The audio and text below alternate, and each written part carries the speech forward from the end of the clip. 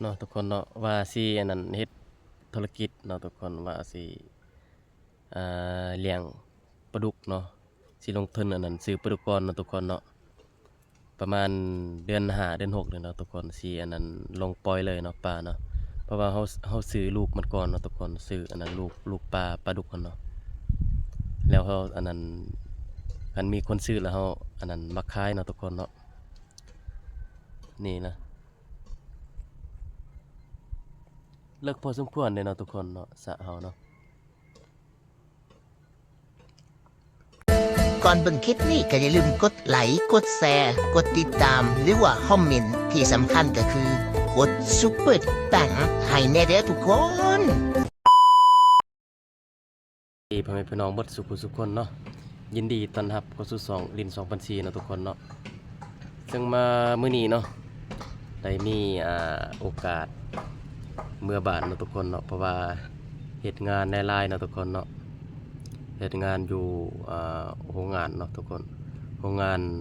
สวนกล้วยเนาะซึ่งว่าเฮามามื้อนี้เนาะตอนเช้านี่วังเช้านี่เนาะทุกคนเนาะเฮามาเฮือนเนาะมื้อนี้มาอัปเดตเนาะมาพาทุกคนมาเบิ่งน้องสาวเนาะทุกคนเนาะเพราะว่าเฮาจบแล้วเนาะทุกคนเนาะว่าสิเฮ็ดธุรกิจแต่ว่าเลี้ยงปลาว่าซั่นๆเนาะตอนนี้เฮากำลังสิพานั่นทุกคนไปเบิ่งเนาะตอนนี้เนาะสิให้ทุกคนเบิ่งว่าสิคุ้มค่าบ่ในการลงทุนเนาะหรือว่าเลี้ยงปลาว่าซั่นๆเนาะในสระเนาะเพราะว่าเฮาจกสระลึกพอสมควรเนาะทุกคนเนาะตอนนี้เดี๋ยวสิอันนั้นพาทุกคนไปเบิ่งเลยเนาะเดี๋ยวสิอันนั้นสิพาทุกคนไปอันนั้นเลาะรับชมเบิ่งบรรยากาศยามแลงเลยเนาะทุกคนเนาะตอนนี้ก็เวลาก็5 โมงแลงเนาะทุกคนเนาะไปเนาะเดี๋ยวสิพาทุกคนไปเบิ่งเลยเนาะน้องสระเนาะทุกคนเนาะปลาหมักม่วงเนาะ2 กกเนาะทุกคนหมักม่วงเนาะลายขนาดทุกคนกินบ่หมดปีใหม่นี่ เนาะทุกคนเนาะตอนนี้กำลังอันนั้นย่างเข้าไปเบิ่งน้องสระเนาะตอนนี้เขากำลังนั่นย่างเนาะทุกคนเนาะบรรยากาศยามแลงเนาะทุกคนลมก็พัดบางสิ่งบางบอนเนาะทุกคนนี่เนาะทุกคนน้องสระเนาะแต่ก่อนมีเล็กมักจับนะแต่ก่อนเนาะแต่ว่าเดี๋ยวนี้บ่ได้อ้อมบ่ได้ใส่แล้วเนาะเพราะว่ามันเมี่ยงมันอันนั้นหมดเขาเฮ็ดใหม่เนาะจกใหม่แต่ก่อนนี่เนาะแต่ก่อนนี่มันน้อยเนาะน้องสระทุกคนนี่แหละเนาะทุกคนเนาะตอนนี้เขากำลังใส่หรือว่าอันนั้นปากกระลักใส่เนาะทุกคนซึ่งว่าเรียนแถวกันเลยเนาะหลักเนาะนี่แหละเนาะทุกคนเนาะซึ่งว่าจกเลิกพอสมควรเนาะทุกคนแต่ก่อนนี่บ่ได้เลิกเนาะจกเลิกกับน้ำกับบ่มีเนาะทุกคนเนาะมีบางจุดบางบ่อนเนาะเดี๋ยวสิอันนั้นพาทุกคนย่างอมหอบกันเลยเนาะสิพาทุกคนไปเบิ่งเนาะนี่เนาะเขาเฮ็ดกันเจือนไว้เพื่ออันนั้นปลูกอันนั้นหัวสิงไข่หรือว่าอีหยังก็แล้วแต่เนาะทุกคนว่าสิอันนั้นอ้อมเลขบักยับเนาะ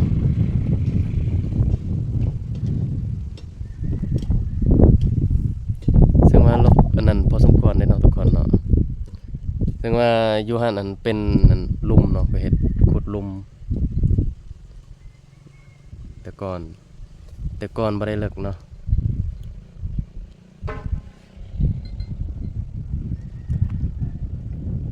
บรรยากาศยามแลงปลา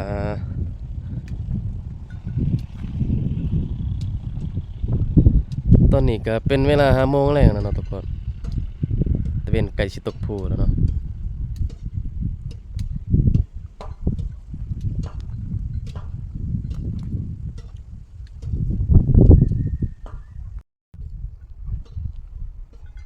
บรรยากาศ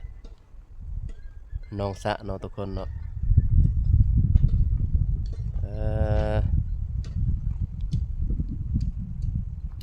นี่เนาะซึ่งว่าสระนี่เขาจกครึ่งเนาะทุกคนเนาะ ซึ่งว่าอยู่อันนั้นอยู่เทิงนี่บ่ได้จกเนาะมีแต่อันนั้นจกอันนั้นอยู่ลุ่มเนาะทุกคนเนาะอันนี้เพราะว่าอันนั้นมีอันนั้นเขาเจ้าต้องการดินเนาะก็เลยว่าอันนั้นจกเฮ็ดหนองสระเลยเนาะทุกคนเนาะทุกคนเนาะว่าสิอันนั้นเฮ็ดธุรกิจเนาะทุกคนว่าสิเลี้ยงปลาดุกเนาะสิลงทุนอันนั้นซื้อปลาดุกก่อนเนาะทุกคนเนาะประมาณเดือน5เดือน6นี่เนาะทุกคนสิอันนั้นลงปล่อยเลยเนาะปลาเนาะเพราะว่าเฮาซื้อลูกมันก่อนเนาะทุกคนซื้ออันนั้นลูกปลาดุกกันเนาะแล้วเฮาอันนั้นคันมีคนซื้อแล้วเฮาอันนั้นมาขายเนาะทุกคนเนาะนี่นะเลิกพอสมควรเลยเนาะทุกคนเนาะสระเฮาเนาะ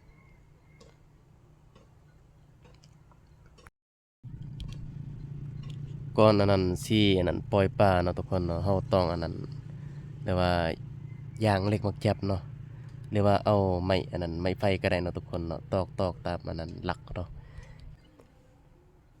ช่วงนี้ก็ควายงัวลายเนาะทุกคนยันว่ามันตกใส่นี่ก็ขึ้นบ่ได้เด้เพราะว่ามันลึกเนาะทุกคนเนาะหากสิขึ้นได้อยู่ดอกอันนั้นเบื้องอันนั้นพุ่นเนาะทุกคนเบื้องทางหน้าเพิ่นเดี๋ยวสินี่เนาะทุกคนนี่คือสิได้ดอกทุกคนเดี๋ยวอันนั้นสิพาอันนั้นทุกคนไปอันนั้นเบิ่งหาดของก็เจ้าเองนะทุกคนเนาะว่าสิคุ้มบ่ในการลงทุนและเฮ็ดขายปลาเนาะอันนี้เฮากำลังย่างไปเบิ่งหน้าอาหารแคมป์ทางเนาะทุกคนเนาะหลังจากพาทุกคนมาเบิ่งหนองสระเนาะสิพาทุกคนมาเบิ่งหน้าอาหารอยู่แคมป์ทางเนาะทุกคนเนาะตอนนี้เฮากำลังย่างไปเนาะนี่เนาะบรรยากาศเฮ็ดเป็นกันแท้เลยเนาะทุกคนซึ่งว่าน้องเฮาลึกอันนั้นพอสมควรเนาะกว้างพอสมควรนี่เนาะทุกคนเนาะหาดเนาะว่าสิลงทุนนั่นค้าขายเลยเนาะทุกคนเนาะว่าสิคุ้มค่าหรือบ่เนาะเฮาก็บ่จักคือกันเนาะว่าสิเปิดห้านก่อนปีใหม่ว่าซั่นซะเนาะทุกคนเนาะนี่เนาะห้านแคมป์ทางซึ่งว่าทางนี่เขาปูยางหมดแล้วเนาะทุกคนเนาะเดี๋ยวสิพาอันนั้นเบิ่งทางหน้ามันเนาะ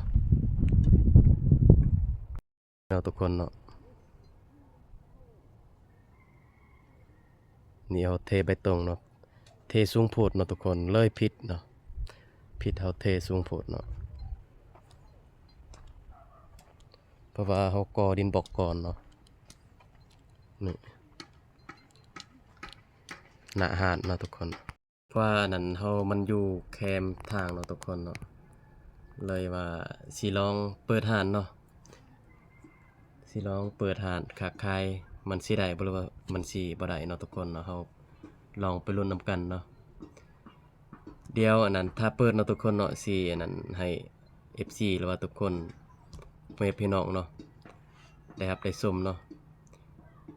เบิ่งอีกเทื่อหนึงเนาะทุกคนเนาะในการลงทุนนั้นในการเปิดห้านเนี่ยเนาะเดี๋ยวสิอัปเดตใน EP ต่อไปเนาะทุกคนเนาะว่าดนๆมาบ้านเทื่อเนาะทุกคนเทื่อหนึงเนาะดนๆมาบ้านเพราะว่าเฮ็ดเวียกเนาะเฮ็ดเวียกอยู่โรงงานเนาะทุกคนเนาะโรงงานกล้วยเลยเนาะทุกคนเนาะโรงงานสวนกล้วยเนาะว่าสิลงทุนนี่แหละทุกคนลงทุนเปิดห้านเพราะว่าเฮามันเฮ็ดเวียกเข้าบ่ได้แล้วเนาะทุกคนเพราะว่าเมื่อยหลายแล้วเฮาต้องลงทุนหรือว่าทำธุรกิจของเฮาเองเนาะทุกคนเนาะนี่เนาะบรรยากาศยามแลงเนาะทุกคนนี่เนาะสิขออนุญาตจบคลิปเพียงเท่านี้เนาะทุกคนเนาะอย่าลืมกดไลค์กดแชร์ในเด้อเพื่อเป็นกำลังใจในคลิปต่อไปเนาะ บ๊ายบายนะทุกคนเนาะเจอกันคลิปหน้าเนาะ